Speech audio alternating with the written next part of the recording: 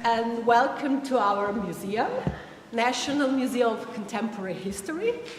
My name is Monika Kocevar, and I'm a curator for the Second World War. And at the same time, I look after, I think, 9 different collections. And one of these collections are also the items from hidden post-war mass graves. So today, firstly, I will speak about these items, and afterwards I will speak about the forcibly mobilization of Slovenians into the German army. So we, as I understand, we have time for 30 or something, yes. So I'll try to be as short as possible.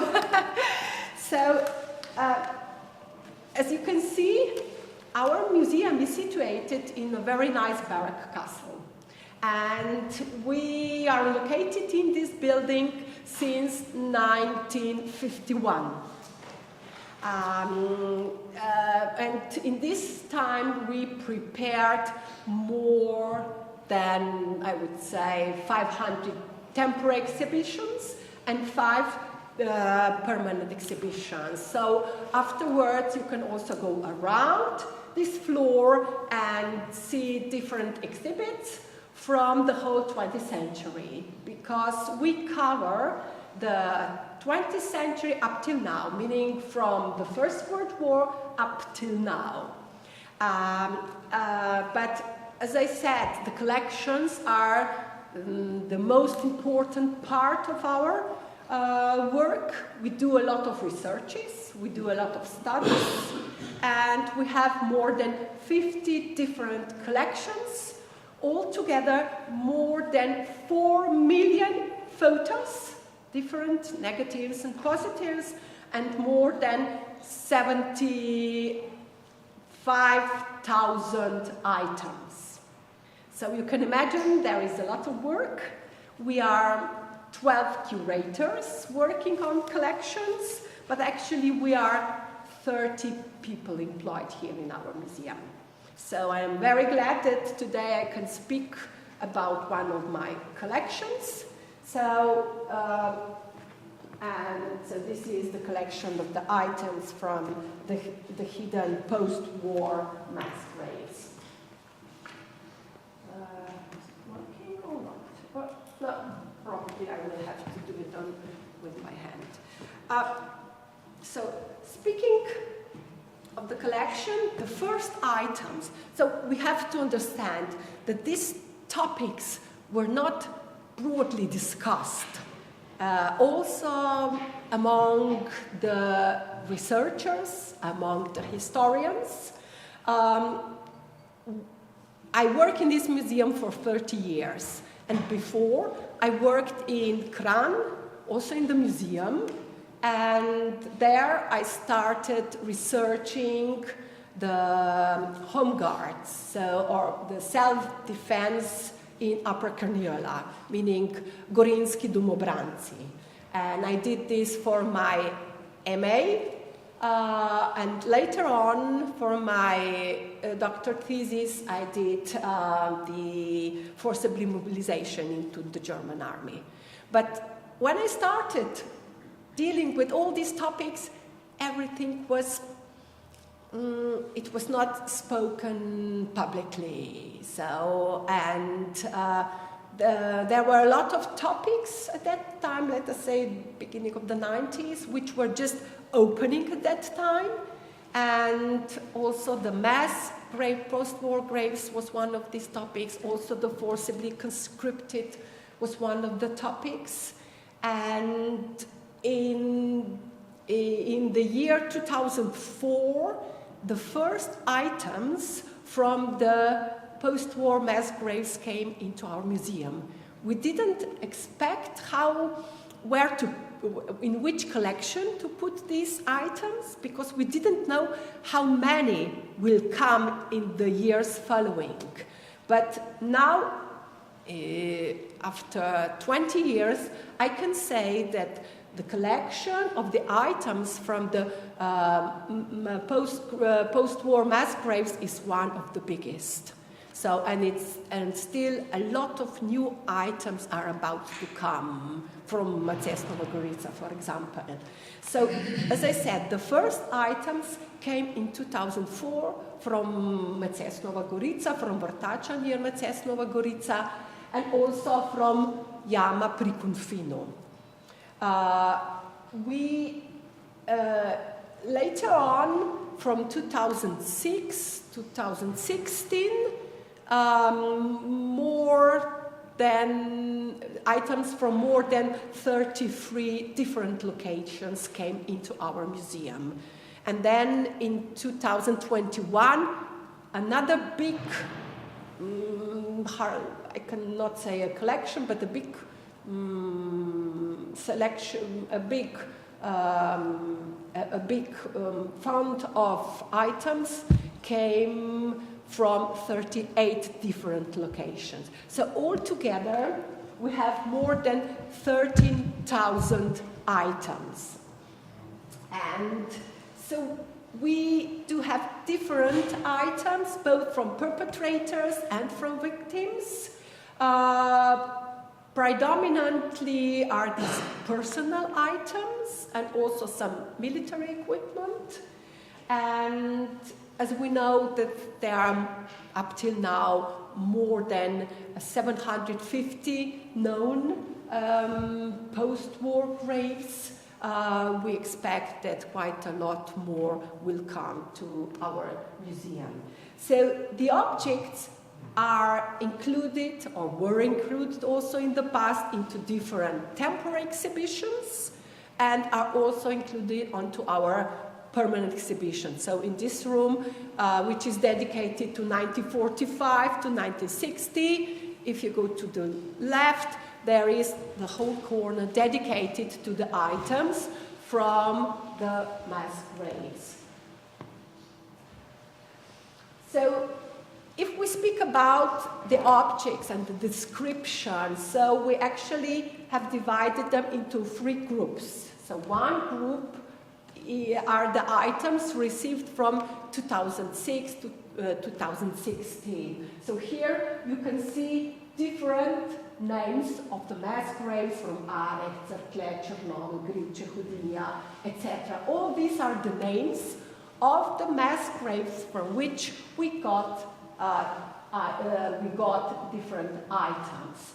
And in 2016, our very good colleague, Dr. Uroš Kušir,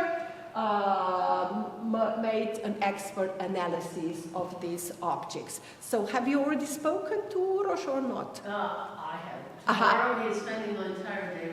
Super. Yes. And in the evening he's giving us a slide presentation. So probably some of this information will cover, but we have the items here in our. So there are from these 33 locations there are different items. Usually the everyday items which people have, because not only, let us say, not only the military equipment to some extent, but also the everyday, the combs, then pipes, shoes, and different personal items. Some findings also included human remains, and we separate them and handed them to the Ministry of Social Affairs, and they store them together with other human remains from the burial grounds and bury them together.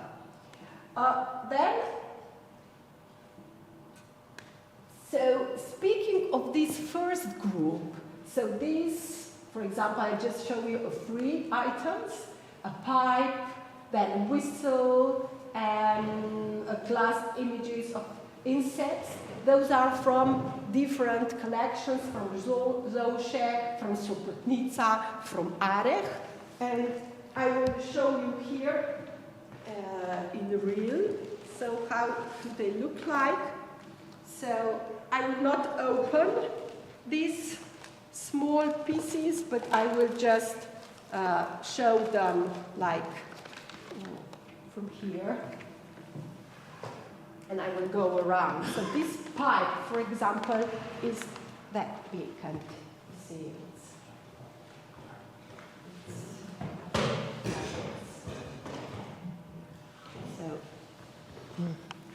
and all the items have been examined, they have been documented, they have been conserved, some of them have been restored, and so all the items have inventory numbers, and we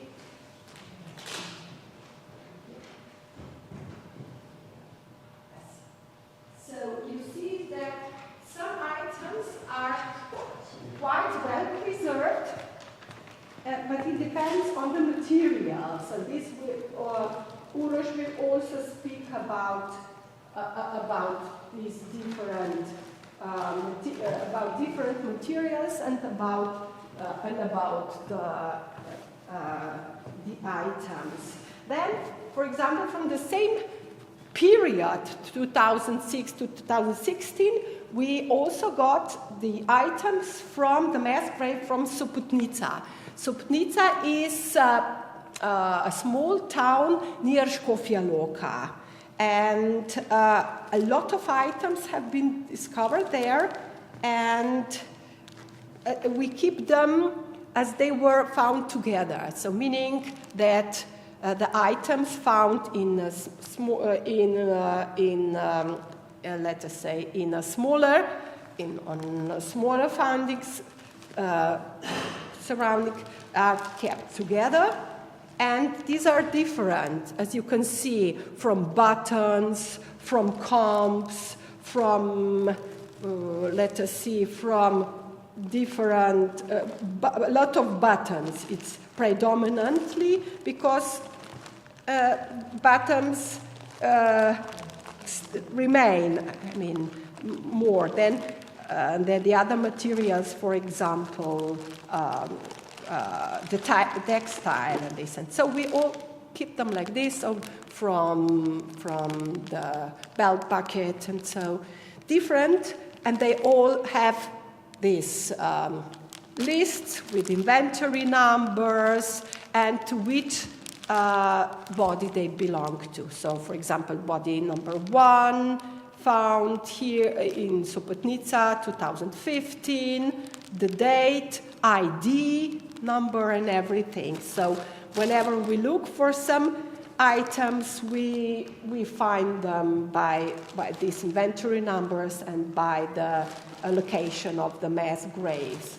So these are the items which are from this first period. Let us see, 2006 to 2016, when we actually didn't know at that time how to arrange the whole collection.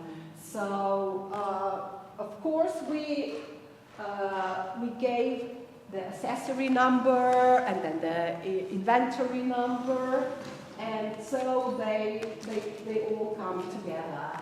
So another big mass grave from which we got the items is Tesno near Maribor. So that was the anti-tank ditch, and only a short, only a few meters, I think 70 meters, were opened, and more than 1,000 bodies were discovered, and 348 items were found and were brought to our museum. So from this collection, some items were put onto the exhibition of Dr. Mitja Ferenc. So this exhibition was opened in 2005. So from Tesno, so as I was speaking of toothpaste, so this Rosodent toothpaste, then cigarette holder, like this. So then there are different other items which can be seen. So these gold rings of Toma and Angelka found together, probably a wife and a husband. They were found in Pesno, and we keep them on our permanent exhibition. It's the same with the pocket watch, again from Pesno. And also then, as I showed you, and one of the cigarette cases. So, as you can see, there are different materials, and the metal ones, they remained quite well, whereas all the other textile leather are only the remains of the materials. Then, in 2009, Huda Jama was discovered with over 1,400 victims. And we got all the items already in 2009, and then in 2010 the first expert researches and studies were done, but the items were in a very poor condition, a lot of them. So on the proposal of museum, and the expert who did all these researches, there was a proposal for the removal of some items which were in such a bad condition that they were actually falling into pieces already, into dust. And so, together with the district state prosecutor of Celje, so Huda Jama is in the district Celje, and with the judge of the district court in Celje, then there was made a general opinion, and some items were then removed. But 186 items were conserved, restored, and are in our collection. And we have put them into different groups. So one part is different wire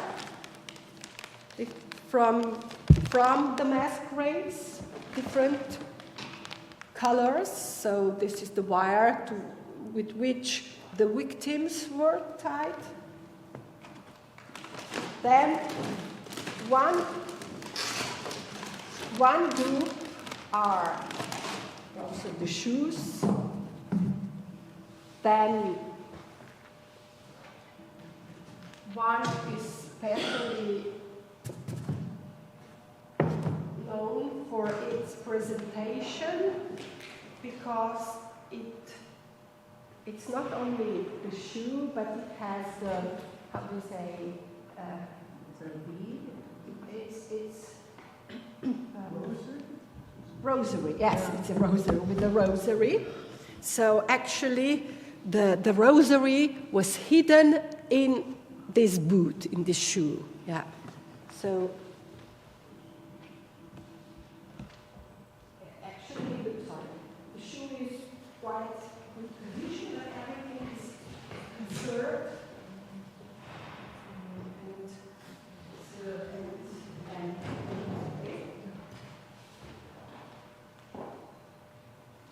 And restored as it was. So probably one of the victims was hiding the rosary in his boot while he went to. The rosary was inside the shoes, inside the boot. You said this was restored. Yes. So it's getting them out in this condition.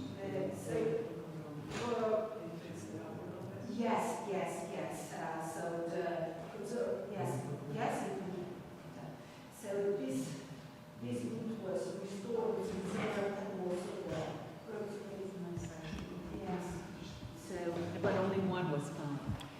Actually, only one was in a good condition. See, there are plenty more, but some were not in a very good condition. We did make the whole books of all the photos with all the items, and we actually kept them in the depots. But usually we show this one as it is. So, yeah, it tells the story. It tells the story. That's why. Then we have also. I said that the uniforms, although they were not wearing the whole uniform, so did not remain, only the parts, because the textile is the most fragile, and in time, nothing remains. So after 80 years, or actually until 2009, only parts of the textile remained. We do, from which actually we can say this belongs to this formation and this and that, but there are not that many military remains to say these parts belong to this and this military formation. Probably they had to let away all the other things. So, as I said, the main items are in all these mass graves are the buttons. So, the buttons. We have plenty of different buttons, from which some of them are of military origin, some are civilian. So we can then say, okay, that some of the buttons are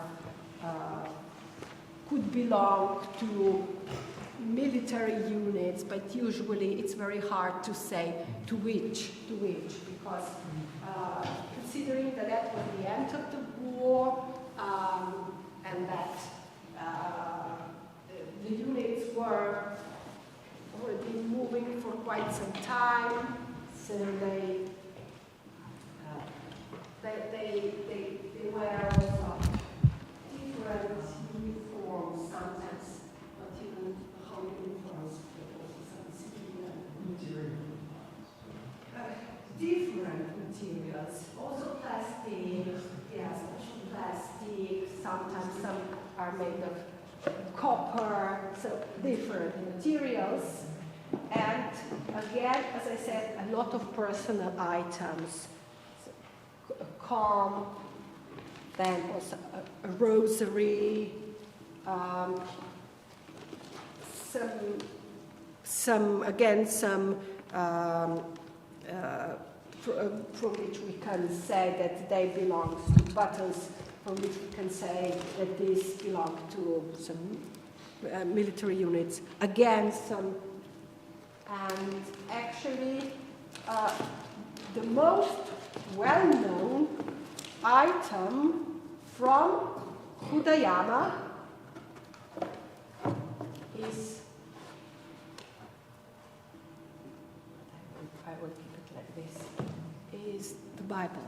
So this is the original Bible, which was then preserved in the archive of Slovenia, and so it is kept in our museum, and it again had a very symbolic, it's a Slovenian Bible, in Slovenian language, yes, in Slovenian language. So that we can say that this item belongs to the Slovenians.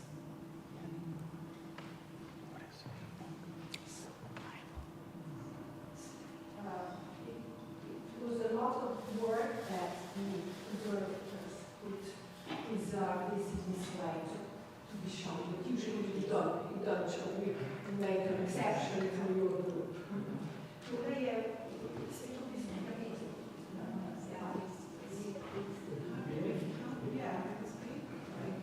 Yes,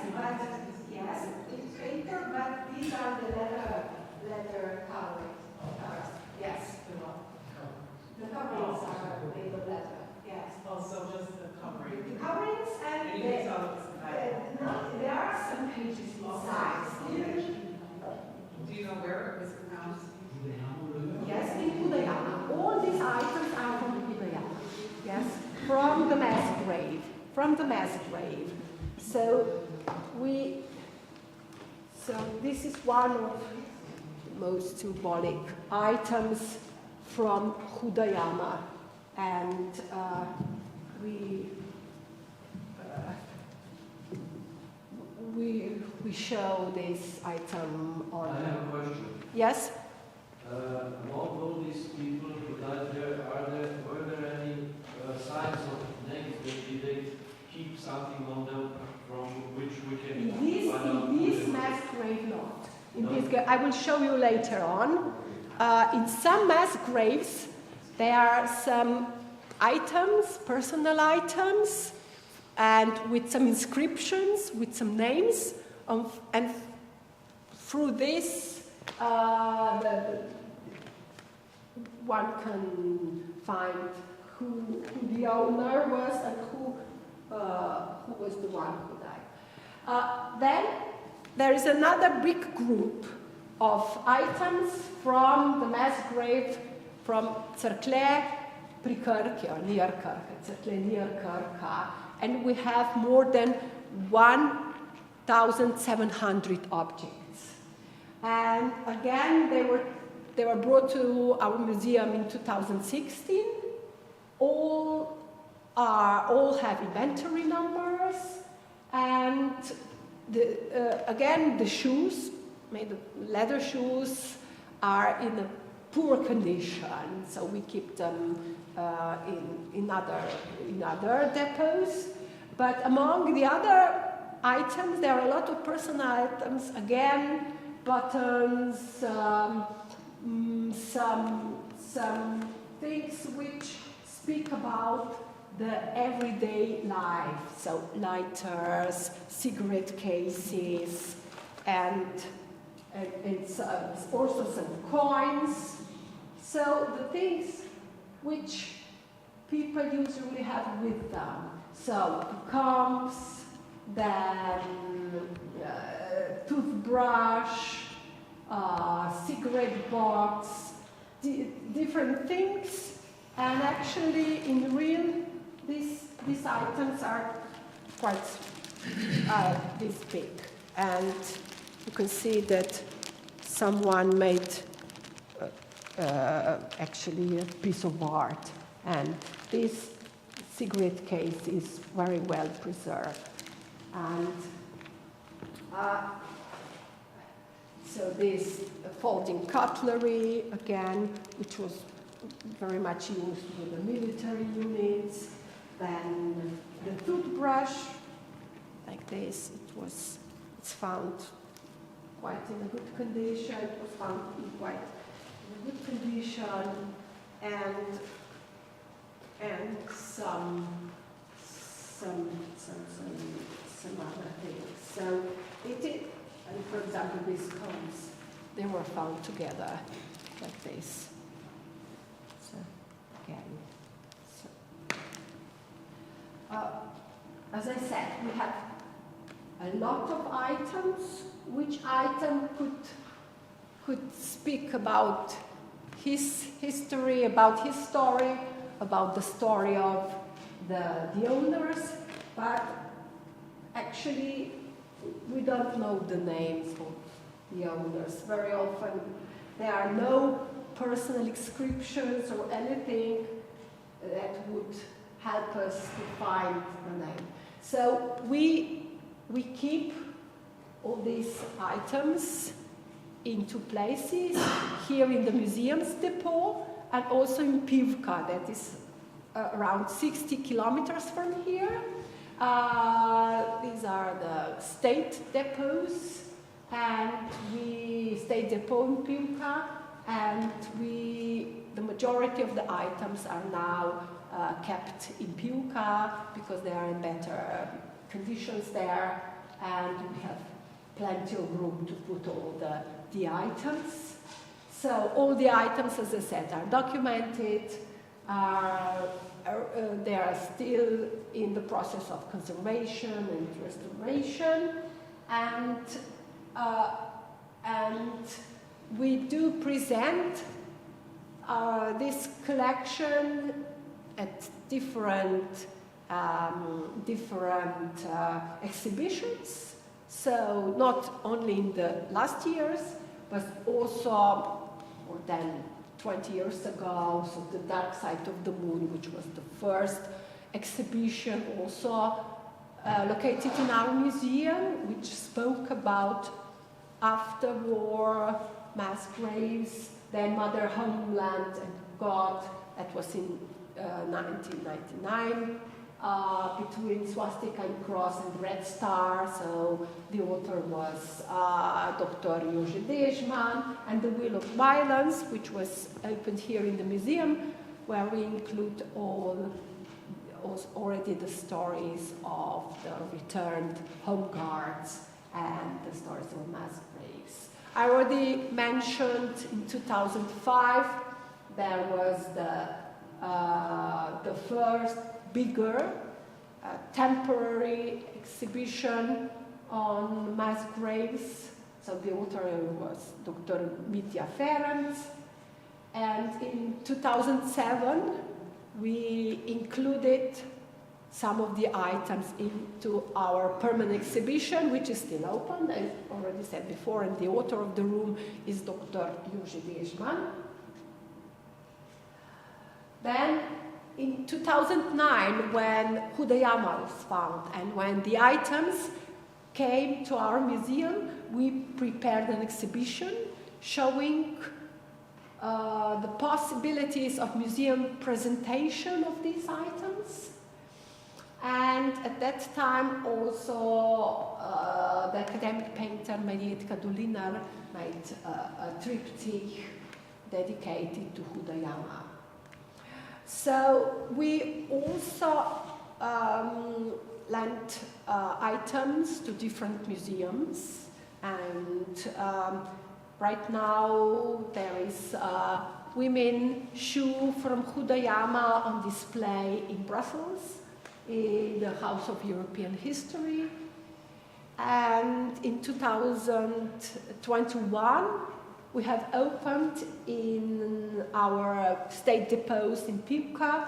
Also, we have put on a few showcases, and we presented also the items of the Roma from Ishka and some items from the Bliske Livade.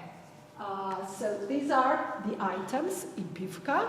This is a permanent showcase in our open depots, and showing the items of the Roma, which were killed in 1942 by the Partisans in the vicinity of village Ishka.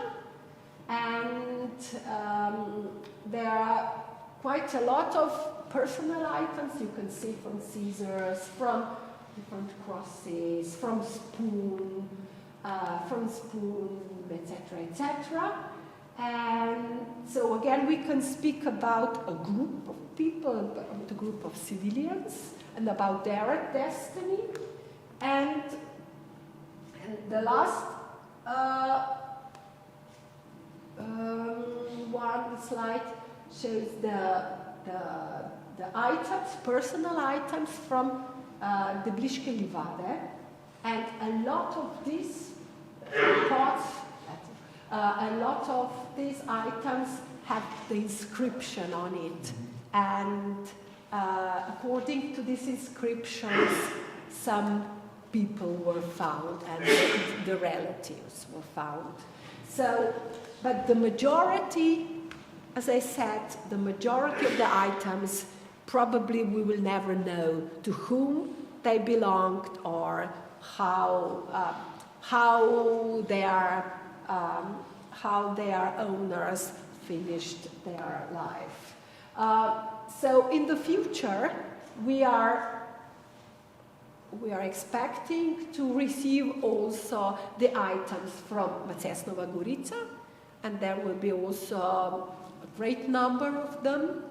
And again, we will go through the procedures of documentation, conservation, restoring and also displaying, as this is our main role. I mean, the museums, they do display the items and in this way speak about the destinies of people through, in this case, through the items which remained. So with this, I will stop with the first part. Are there any questions? Yes? There was a statement about the third one, removal of the objects. Yes. What does that mean? So the objects which were in a very bad condition, which could not be kept for longer, so they cannot be just thrown away or so, but we have to follow the procedure. They burn them? Yeah. So we have to follow the usual procedure, what to do with the items. We have to get more opinions, as we said, the district judges and so on. As I said, because they are of different material and usually the textile is in a very bad condition. Yeah. Any other questions? Yes? Identifying material like name tags or ID cards or wallets or anything like that? Among all these 12,000 items, I think I've seen only 2 wallets, not many wallets, not many. None of the documents, no personal documents, only these personal belongings and some military equipment, meaning the belts or so. But yeah. We have a children's question. Do you have a sense of how many children's goods are in those crates? How many children? Yeah, children.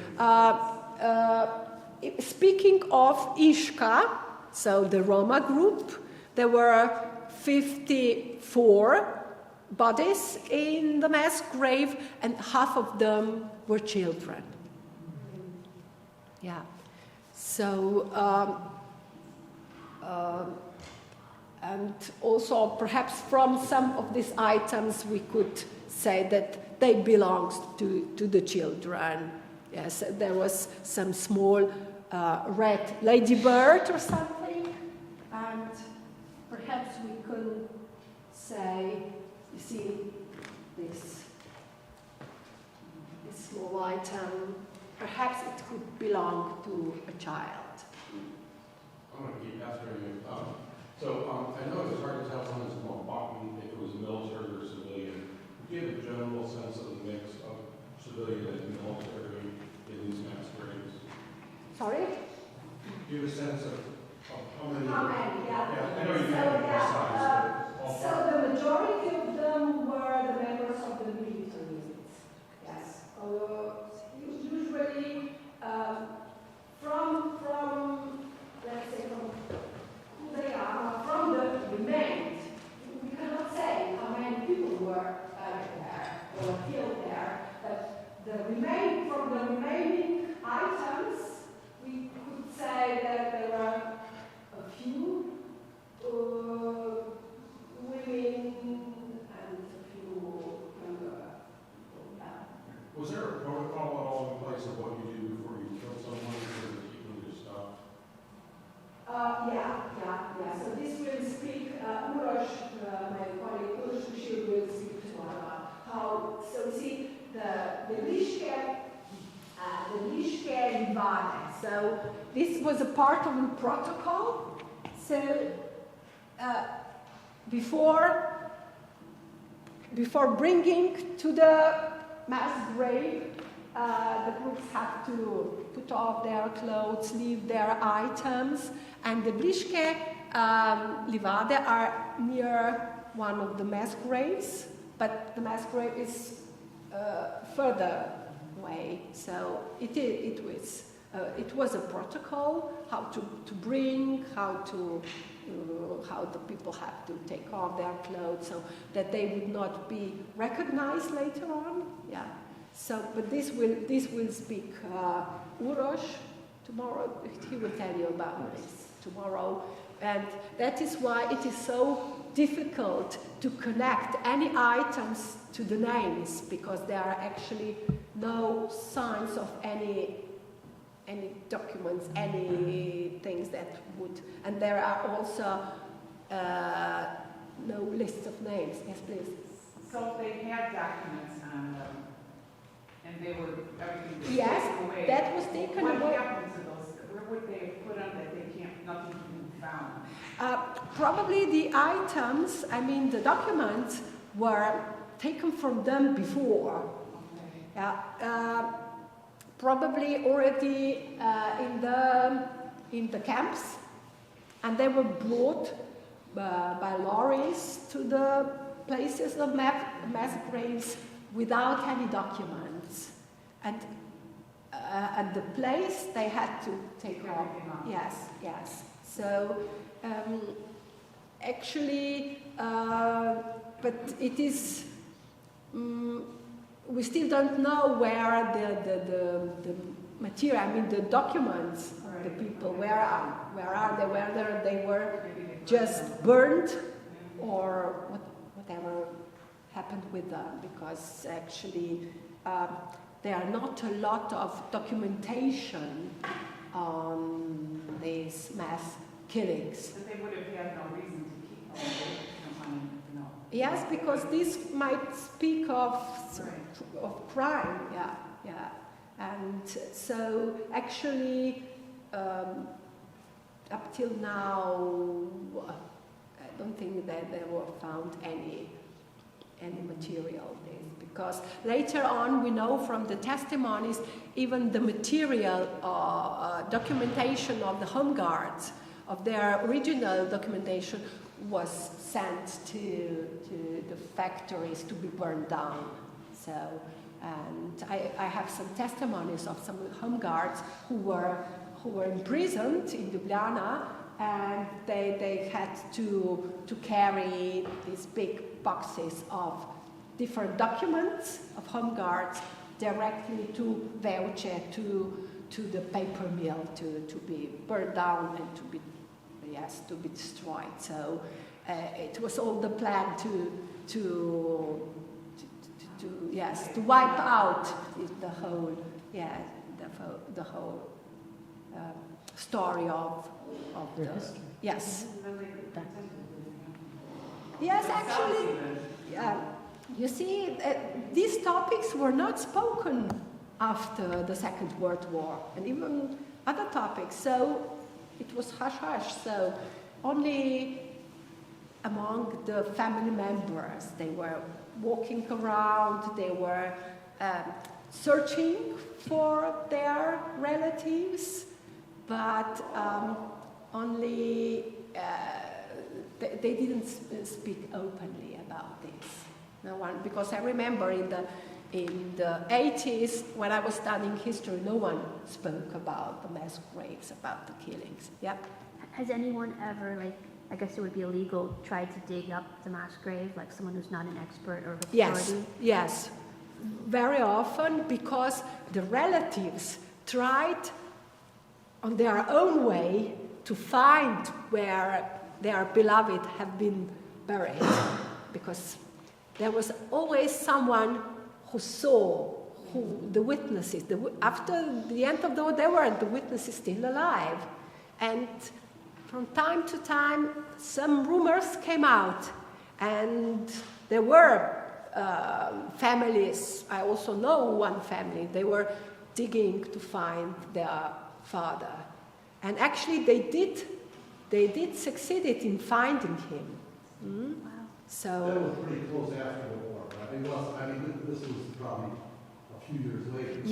Yes, a few years later, after the war, when the families tried to collect the information, because firstly, after the home guards were were brought to the mass graves, nobody spoke that they were killed.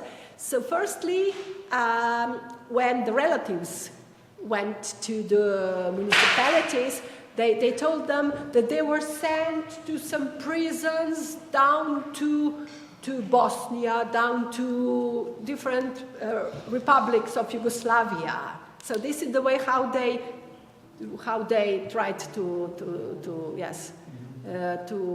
make them not ask any longer.